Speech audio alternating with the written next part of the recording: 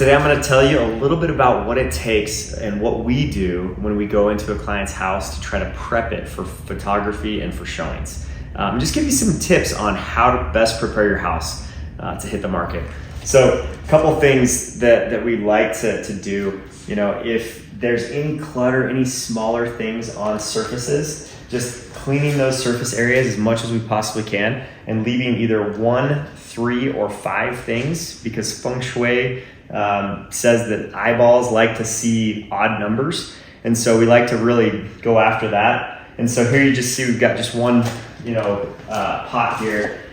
In some of these areas, obviously you want to have the kitchen look like it's, functionality, how it should be used. So if there's something that belongs in the kitchen, in a normal kitchen, then we'll leave it there as long as it looks good. And then we'll just space things out so that we've got plenty of room between items, and then take everything else away and put it in drawers or cabinets to just try to clear that space.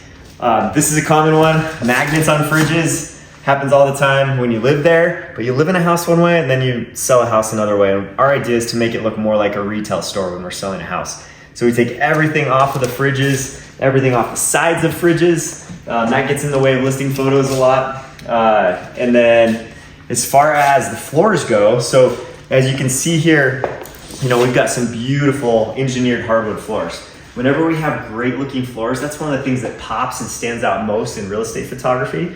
And so there was a big rug in this area right here. And so what we ended up doing was just taking this rug out so that we could showcase the floors more. And if the floors didn't look this good, then we might add a rug to it. But if they look great, then it looks a little bit better to showcase those floors and show more of it off, as you can see. And then this space over here, so with dinner setups, with a table, we like to set it up a little bit more like a meal, not have too many things on the table that would obstruct line of sight, tall things, but we want to have just a nice flat setup here where people can imagine themselves sitting here having a nice meal, looking at the open space, that sort of thing. Okay, let's go to the bathroom and I'll show you a little bit more about what we do in there. As you can see, we've kind of got that setup of 5 things wide, 5 things right here, and we try to keep it pretty simple as far as that goes. And then in the bathroom space, we like to have the bed dressed up with cushions, and as far as all your toothpaste, soaps, lotions, all that stuff that you normally use when you live in a house, everything off the counters, and we try to keep it as flat as possible. Change all the linens out to white, because white shows the best and tend to have the best results with towels and hand towels that are white and fresh. If your towel looks used at all, it kind of can gross some buyers out a little bit. So we try to take those out and just put nice white ones in.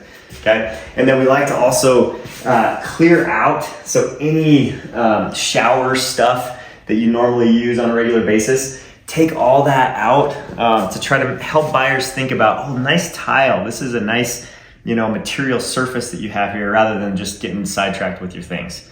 So just a few pointers on how to properly prep your home for market so that you get the best results, because you want people focused on the emotional appeal of your home much more than the things and the stuff that can kind of get in the way sometimes. So you live in a house one way and you sell a house a completely different way, like a retail store. That's the idea.